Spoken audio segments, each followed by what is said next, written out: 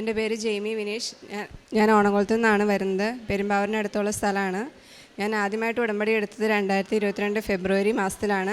ഞാൻ ഉടമ്പടി എടുത്തത് എൻ്റെ OET എക്സാമിന് വേണ്ടിയിട്ടായിരുന്നു.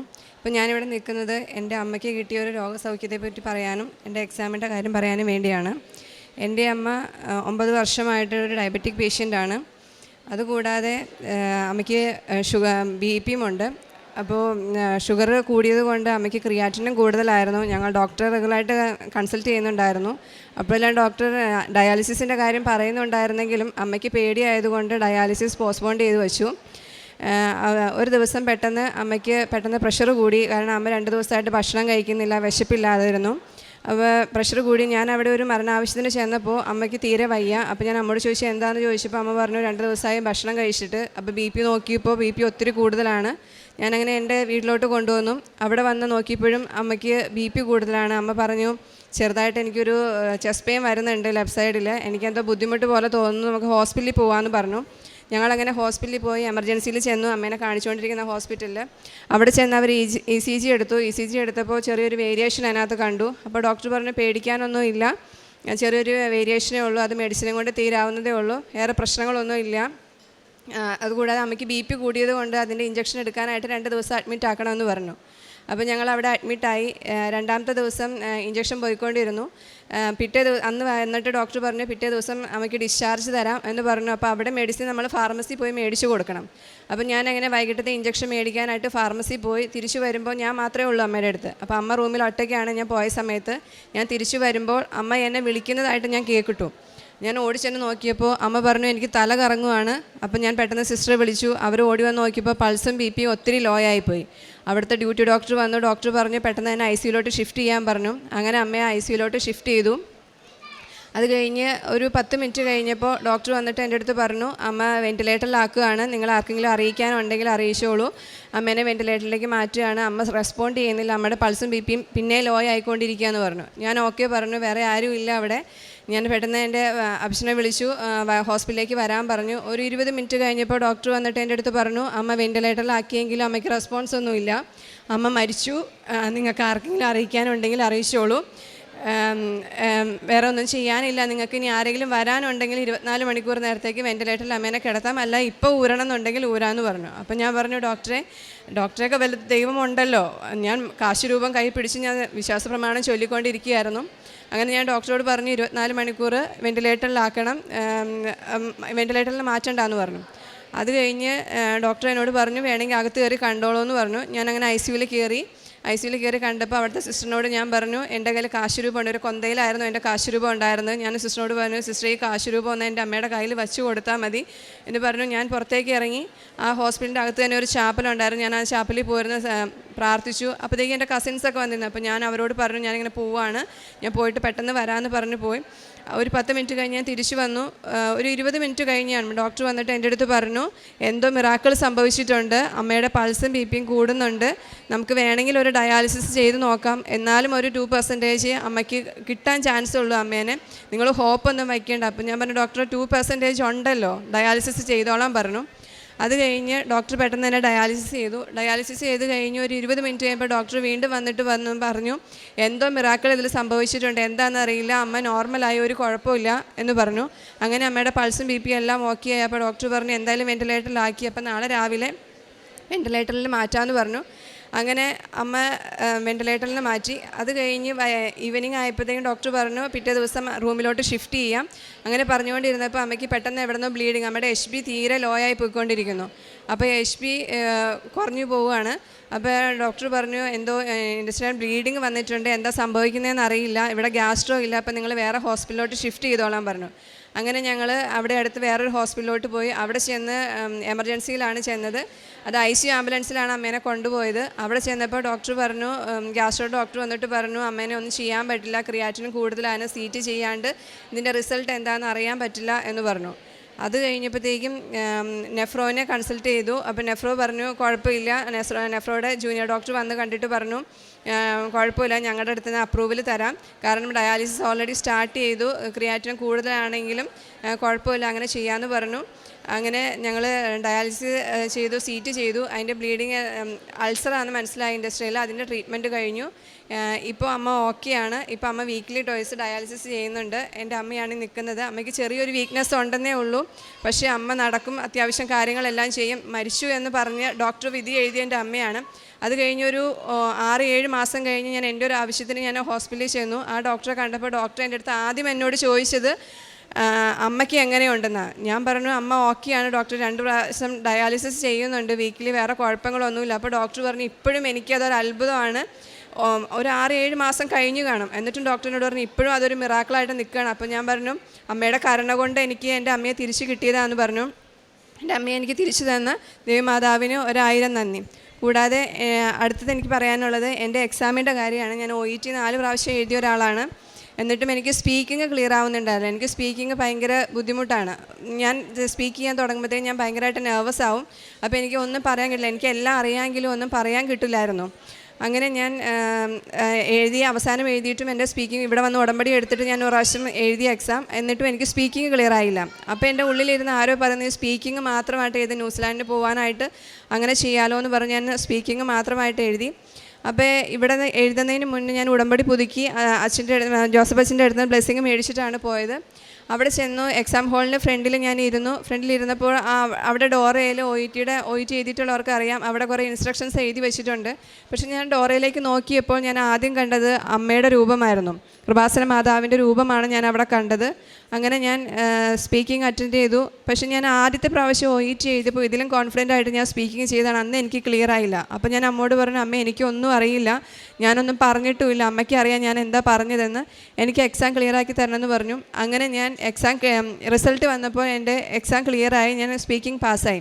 അത് കഴിഞ്ഞ് ഞാൻ ന്യൂസിലാൻഡിൻ്റെ പ്രോസസ്സിംഗ് എല്ലാം സ്റ്റാർട്ട് ചെയ്ത് വലിയ കുഴപ്പമില്ലാതെ ഇങ്ങനെ പോയിക്കൊണ്ടിരിക്കുകയായിരുന്നു. അപ്പോൾ ഞാൻ ദുബായിൽ 4 വർഷം ജോലി ചെയ്ത ഒരാളാണ്. അപ്പോൾ ന്യൂസിലാൻഡിൻ്റെ പ്രോസസ്സിംഗ് ചെയ്യാനായിട്ട് അവിടുത്തെ ക്ലിയറൻസ് വേണം. അങ്ങനെ കൊറോണ വന്ന കാരണം നമുക്ക് അവിടെ പോയി ഡയറക്റ്റ് ഒന്നും ചെയ്യാൻ പറ്റില്ല. അപ്പോൾ എല്ലാം ഓൺലൈൻ ചെയ്ത് 10 ദിവസത്തിനുള്ളിൽ അവരുടെ ക്ലിയറൻസ് കിട്ടേണ്ടതാണ്. അവർ ക്ലിയറൻസ് വരുമ്പോൾ അവർക്ക് ഡയറക്റ്റ് ന്യൂസിലാൻഡ് എംബസിയിലോട്ടും പോവും, എനിക്കും വരും. എനിക്ക് മെയിൽ കിട്ടി, പക്ഷേ ന്യൂസിലാൻഡിന് അവർ വിളിച്ച് ഏജൻസിയിൽ നിന്ന് ചോദിച്ചപ്പോൾ അവർ പറയുന്നു അവർക്കത് കാണാൻ പറ്റുന്നില്ല എന്ന്. ഞാൻ 15 ദിവസം കഴിഞ്ഞു, 20 ദിവസം കഴിഞ്ഞു, വീണ്ടും ഞാൻ ഏജൻസിയിൽ കോൺടാക്റ്റ് ചെയ്തു. അപ്പോൾ അവർ പറഞ്ഞു ചിലർക്ക് ഇങ്ങനെ വരാറുണ്ട്, അപ്പോൾ അതുകൊണ്ട് വീണ്ടും അപ്ലൈ ചെയ്യേണ്ടി വരും എന്ന് പറഞ്ഞു. അപ്പോൾ ഹസ്ബൻഡ് ദുബായിലാണ് വർക്ക് ചെയ്യുന്നത്. അപ്പോൾ ഞാൻ ഹസ്ബൻഡോട് പറയുമ്പോൾ ഹസ്ബൻഡ് പറഞ്ഞു ഇനി നമ്മൾ അതിന് വേണ്ടി പൈസ മുടക്കണമല്ലോ. അപ്പോൾ ഞാൻ പറഞ്ഞു ഒരു കാര്യം ചെയ്യുക, ഒരു ദിവസം DHL ഓഫീസിലൊന്ന് പോയി നോക്ക് എന്ന് പറഞ്ഞു. അങ്ങനെ ഹസ്ബൻഡ് അവിടെ പോയി. അവിടെ പോകുന്ന സമയത്ത് ഞാൻ ജോസഫ് അച്ഛൻ്റെ ധ്യാനം കൂടിക്കൊണ്ടിരിക്കുകയാണ്. അപ്പോൾ അച്ഛൻ പറഞ്ഞത് ചിലരുടെ നിയോഗങ്ങൾ സാധിച്ചു കിട്ടുന്നത് ആമ നടക്കുന്ന വേഗത്തിലാണ്. പക്ഷെ അച്ഛൻ പറയുന്നുണ്ട് ഒരാൾ ആമയെ എടുത്തുകൊണ്ട് നടന്നാൽ എങ്ങനെ ഇരിക്കും, അതേപോലെ ചിലരുടെ നിയോഗങ്ങൾ സാധിക്കുമെന്ന് പറഞ്ഞു. ആ ഒരു സാക്ഷിയാണ് എനിക്കിവിടെ പറയാനുള്ളത്. ഞാനിത് സാക്ഷ്യം കേട്ടുകൊണ്ടിരുന്നപ്പോൾ ഹസ്ബൻഡ് അവിടെ ചെന്നപ്പോൾ അവർ പറഞ്ഞു ഇത് ഡയറക്റ്റ് ഇവിടെ ഒന്നും ചെയ്യാൻ പറ്റില്ല, നിങ്ങൾ ഫോൺ വിളിച്ച് സംസാരിക്കൂ, നിങ്ങൾ ഫോൺ നമ്പർ തന്നിട്ട് പോകും, ഞങ്ങൾ സമയമുള്ളപ്പോൾ വിളിച്ചോളാം എന്ന് പറഞ്ഞു. ഹസ്ബൻഡ് അവിടുന്ന് DHയുടെ ഓഫീസിൽ നിന്ന് തിരിച്ചു പോന്നു. പോരുന്ന വഴിക്ക് ഹസ്ബൻഡിനെ അവർ വിളിച്ചപ്പോൾ ഹസ്ബൻഡിനോട് കാര്യം ചോദിച്ചു, ഇങ്ങനെ കാര്യങ്ങളെല്ലാം ഡീറ്റെയിൽ ആയിട്ട് പറഞ്ഞു. അപ്പോൾ തന്നെ അവരത് വീണ്ടും അയച്ചു. അപ്പോൾ ഏജൻസിയിൽ നിന്ന് എൻ്റെ ഈ ധ്യാനം കൂടി കഴിഞ്ഞ് ഒരു അരമണിക്കൂർ കഴിഞ്ഞപ്പോൾ എനിക്ക് മെസ്സേജ് വന്നു, അവിടെ ന്യൂസിലാൻഡിൽ അവർക്കത് കിട്ടിയെന്ന് പറഞ്ഞ് തന്നു. അങ്ങനെ പ്രോസസ്സിങ് എല്ലാം മുന്നോട്ട് പോവുകയായിരുന്നു. ഇപ്പോൾ എൻ്റെ വിസ വന്നു. അത് ഞാനിത് 2 ആയിട്ടാണ് OET എഴുതിയത്. അപ്പോൾ ഈ വിസയുടെ പ്രോസസ്സിങ്ങിന് വച്ചപ്പോൾ അവരെൻ്റെ അടുത്ത് പറഞ്ഞു മിക്കവാറും ഇത് വിസ കിട്ടാൻ ചാൻസ് ഇല്ല, കാരണം നിങ്ങളുടെ ആദ്യം എഴുതിയ OET എക്സ്പയർ ആയിപ്പോയി. അപ്പോൾ അവിടെ എല്ലാ കോളേജുകളും ഒരേ ഒരു കോളേജിൽ മാത്രമാണ് ഈ 3 വർഷത്തെ OET അക്സെപ്റ്റ് ചെയ്യുള്ളൂ, അവിടെ അഡ്മിഷൻ കിട്ടാൻ ഒരു ചാൻസും ഇല്ല. അവിടെ ഓൾറെഡി എല്ലാം ഫുള്ളാണ്, ഇനി ജനുവരി ബാച്ചിലേക്ക് കിട്ടുമെന്നും അറിയില്ല, ഒത്തിരി വെയിറ്റിംഗ് ഇതേപോലെ തന്നെ ഉണ്ട്, അതുകൊണ്ട് കിട്ടാൻ ഒരു ചാൻസും ഇല്ല, നിങ്ങൾ ഒരു പ്രാവശ്യം കൂടെ OET എഴുതുന്നതായിരിക്കും നല്ലത് എന്ന് പറഞ്ഞു. അപ്പോൾ ഞാൻ വിചാരിച്ചു ഇനി അമ്മയ്ക്ക് ഇഷ്ടമല്ലായിരിക്കും, ഞാൻ ന്യൂസിലാൻഡിൽ പോകുന്നതല്ലായിരിക്കും അമ്മയുടെ തീരുമാനം, എന്നാൽ ഒന്നുകൂടി OET എഴുതാമെന്ന് വിചാരിച്ച് ഞാൻ അങ്ങനെ ഒരു ജോയിൻ ചെയ്തു കോഴ്സിന്.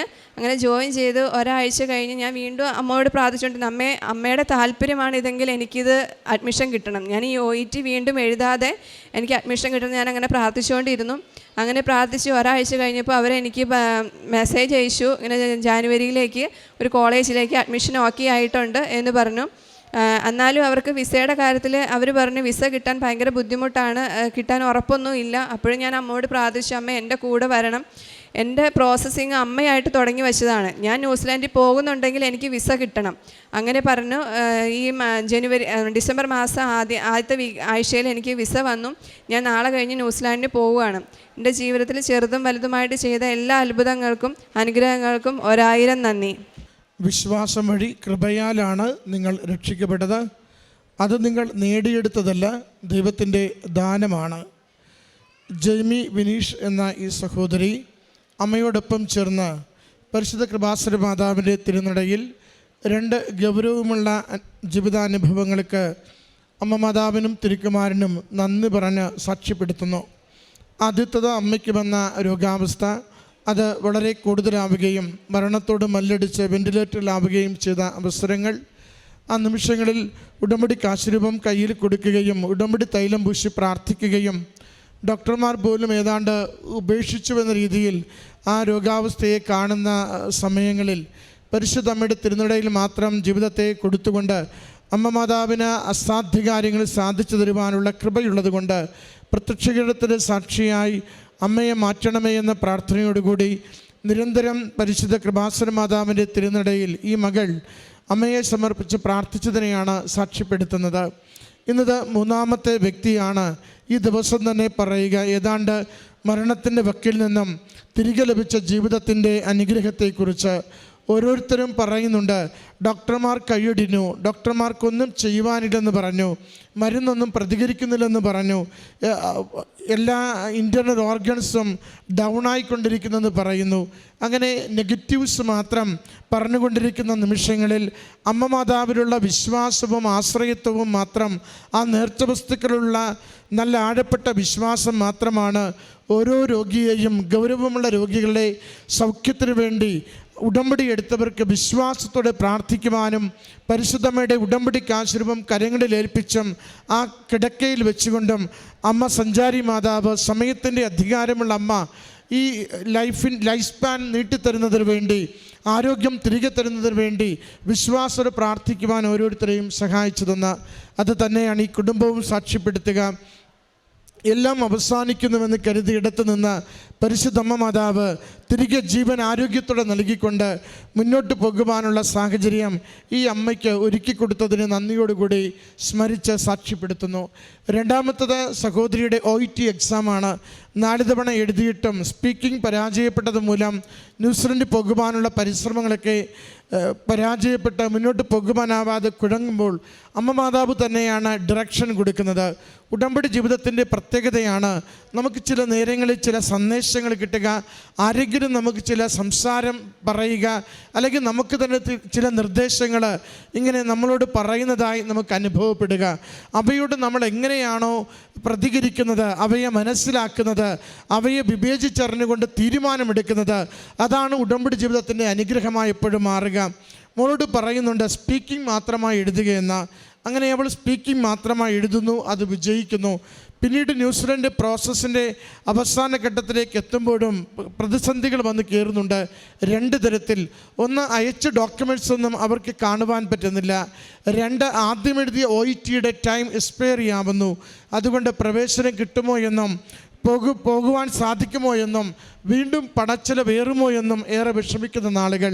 അന്നും ആശ്രയമായിട്ട് പരിശുദ്ധമ്മ മാതാവിൻ്റെ തിരുനടയിലുള്ള പ്രാർത്ഥനയും പ്രത്യക്ഷീകരണ പ്രാർത്ഥനയും നേർച്ച വസ്തുക്കളുടെ ഉപയോഗവും മാത്രമെന്ന് ആവർത്തിച്ച സഹോദരി സാക്ഷ്യപ്പെടുത്തുകയാണ്. പ്രത്യക്ഷീകരണ പ്രാർത്ഥന ചൊല്ലി പ്രാർത്ഥിക്കുകയും അച്ഛൻ്റെ ഉടമ്പടി ധ്യാനത്തിൽ പങ്കുചേർന്ന് ആ ഓൺലൈനിൽ പങ്കുചേരുന്ന നിമിഷങ്ങളിൽ ഈ നിയോഗത്തെ പ്രത്യേകമായി സമർപ്പിക്കുമ്പോൾ എംബസി വരെ ചെല്ലുന്ന ഭർത്താവിനെ അവർ തിരികെ അയച്ചുവെങ്കിലും ആ ഫോൺ നമ്പർ വാങ്ങിയത് ഭർത്താവ് തിരികെ വാസസ്ഥലത്ത് എത്തുന്നതിന് മുമ്പ് തന്നെ വിളിച്ച് കാര്യം അന്വേഷിച്ച് അച്ഛൻ്റെ 1.5 മണിക്കൂറുള്ള ധ്യാനം തീരുന്നതിന് മുമ്പ് ന്യൂസിലൻഡിൽ എല്ലാ ഡോക്യുമെൻറ്റ്സും എത്തിയെന്ന സന്തോഷ വാർത്തയാണ് സഹോദരിക്ക് കൈമാറുന്നത്. പ്രിയമുള്ളവരെ, സമയച്ചുരുക്കത്തിൻ്റെ അമ്മയെന്ന് നാം വെറുതെ പറയുന്നതല്ല. സഞ്ചാരി മാതാവെന്ന് നാം വെറുതെ പറയുന്നതല്ല. അത് വിശ്വാസത്തോടെ അറിഞ്ഞാഗ്രഹിച്ച അമ്മയുടെ സന്നിധിയിലേക്ക് ആ നിയോഗത്തോടു കൂടിയാണ് നിങ്ങൾ സമർപ്പിക്കുന്നതെങ്കിൽ ഏത് അസാധ്യമെന്ന് കരുതുന്ന കാര്യത്തെയും അമ്മ മാതാവ് തിരുക്കുമാറിന് കൊടുത്ത് നമുക്ക് അനുഗ്രഹത്തിനുള്ള വഴിയായി മാറ്റിത്തരും. അതിൻ്റെ സാക്ഷ്യമാണ് ഈ സഹോദരി ഈ അൾത്താരയിൽ പങ്കുവയ്ക്കുക. ഈ കുടുംബത്തിന് ലഭിച്ച ഈ നന്മകളെ ഓർത്ത് അമ്മ മാതാവിനും തിരുക്കുമാരനും നന്ദി പറഞ്ഞുകൊണ്ട് കരങ്ങളടിച്ച് ഈ സാക്ഷ്യം നമുക്ക് സമർപ്പിക്കാം. അത്യപൂർവ ദൈവാനുഭവങ്ങൾ ഇനി നിങ്ങൾക്കും സ്വന്തം. ഈ യൂട്യൂബ് ചാനൽ ഇതുവരെ സബ്സ്ക്രൈബ് ചെയ്തിട്ടില്ലെങ്കിൽ ഇപ്പോൾ തന്നെ സബ്സ്ക്രൈബ് ചെയ്യുക. ഈ വീഡിയോ ഇപ്പോൾ തന്നെ നിങ്ങളുടെ സുഹൃത്തുക്കൾക്ക് ഷെയർ ചെയ്തുകൊണ്ട് കർത്താവിൻ്റെ പ്രേക്ഷിതരാകുക.